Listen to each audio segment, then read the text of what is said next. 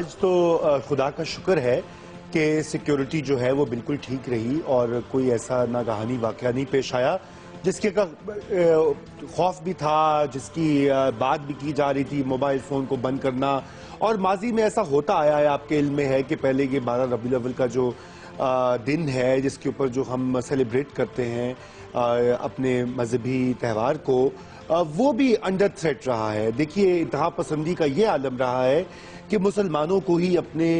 نبی پاک جو ہے آخر الزماں، ان کی پیدائش اور ان کے وصال کو سیلیبریٹ کرنے کی اجازت نہیں ہے، یا وہ اس کو سمجھ جاتا ہے کہ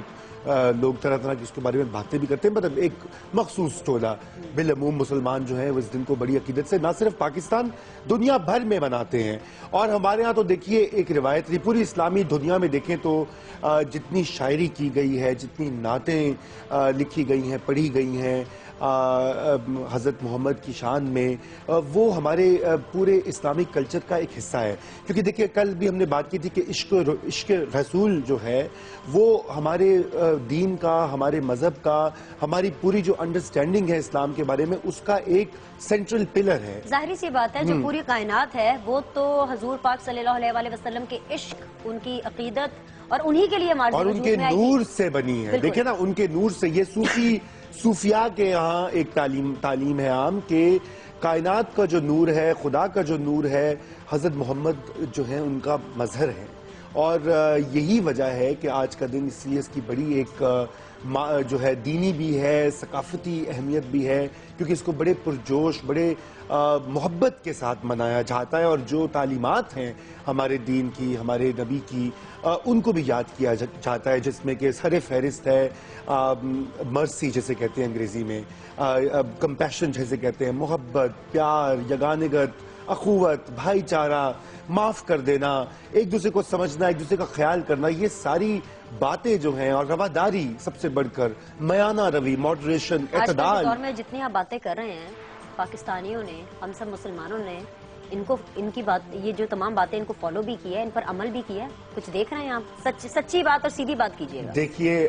سچی اور سیدھی بات جو ہے وہ تو پھر ذرا تلخ ہو جائے گی، مگر میں پہلے یہ ضرور کہہ دوں کہ کیا تعلیمات کیا ہیں جن کی ہم بات کر رہے ہیں۔ آخر ہمارے جو نبی آخر الزمان صلی اللہ علیہ وسلم جب اس دنیا میں آئے خدا کا نور بن کر، مظہر بن کر، تو کیا وہ جہاں ان کی پیدائش ہوئی، جہاں وہ بڑے ہوئے،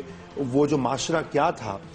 مکہ میں، اور وہ ایک انتہائی جسے کہتے ہیں انگریزی میں کلاس بیس جو ہے معاشرہ تھا، وہاں پہ جہالت میں ڈوبا ہوا تھا، جہالت میں بھی ڈوبا ہوا تھا، چند طبقوں کی اجارہ داری تھی، اور جو اسلام کا جو دعویٰ تھا، جو فکر تھی، اس نے ایک انقلاب برپا کر دیا۔ اس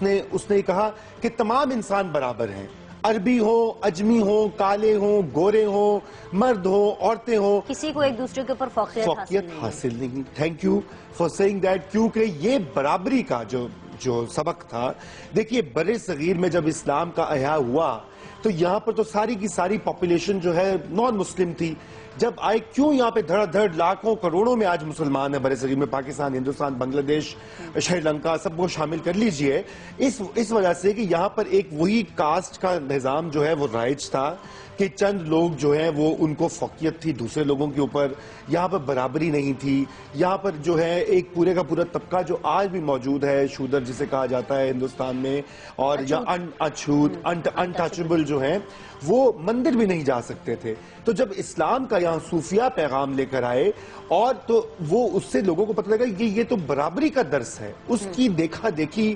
جو وہ سب سے بڑا سبق ہے برابری کا، انسانیت کا، اس کی وجہ سے یہاں پہ اسلام کا آیا ہوا۔